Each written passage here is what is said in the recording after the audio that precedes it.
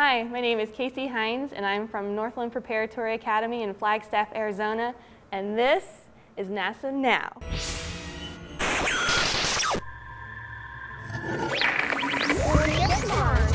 What that does on an asteroid, does the astronauts read out the gravitational effect of those planets.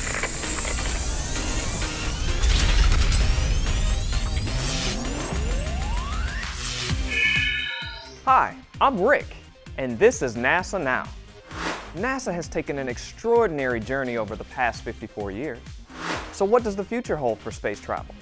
Who better to ask than one of NASA's own astronauts? That's ahead, but first, here's what's happening at NASA Now. Turning trash into gas.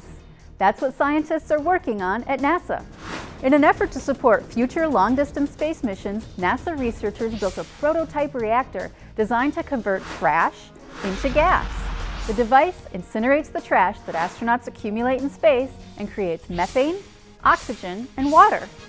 These elements can then be used for rocket fuel or even life support. The reactor could fly for demonstration on the International Space Station as soon as 2018. This research also has potential applications right here on Earth. By converting trash into power, these generators could be used to generate electricity in remote areas. Did you know that NASA technology from the 1970s could be used to develop future tires for commercial and passenger vehicles?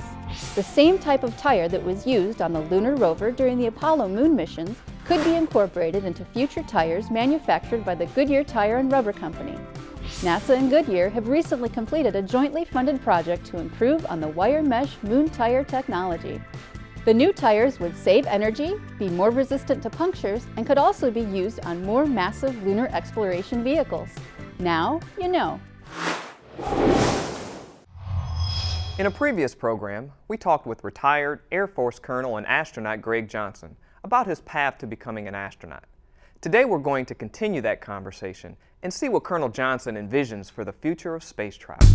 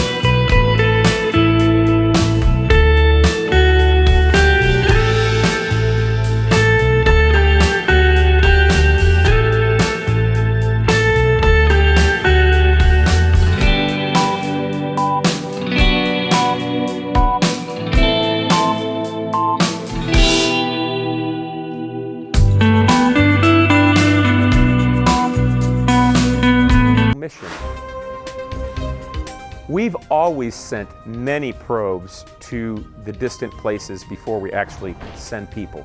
You know, it's partly because the unknown unknowns, we don't know what's out there, and we don't want to risk people's lives until we better understand the problem. We have some expectation of success. We have ideas. We have passions. We do have limitations.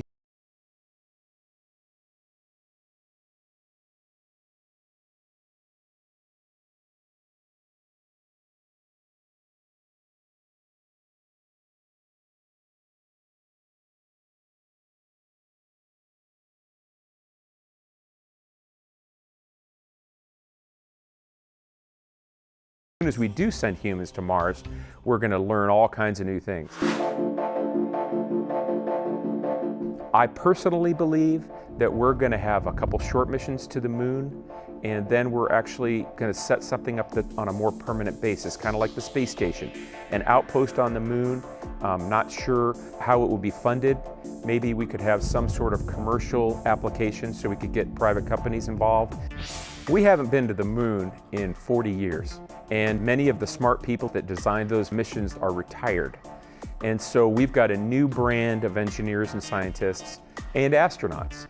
And I think if we want to go to Mars, I think it makes sense to first go to the moon and relearn and improve on those missions that we did 40 years ago. Now, eventually, we're hoping to go to Mars. I'm hoping that the kids in the audience, when they get to be my age, we will have looked back on several manned Mars missions.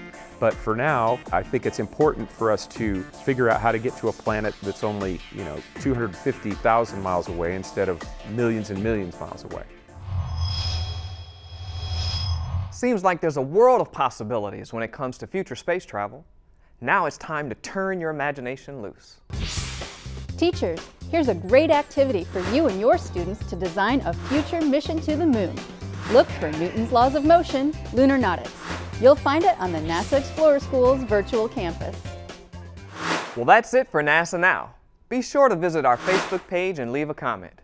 We want to hear your ideas for future space travel. We'll see you next time on NASA Now.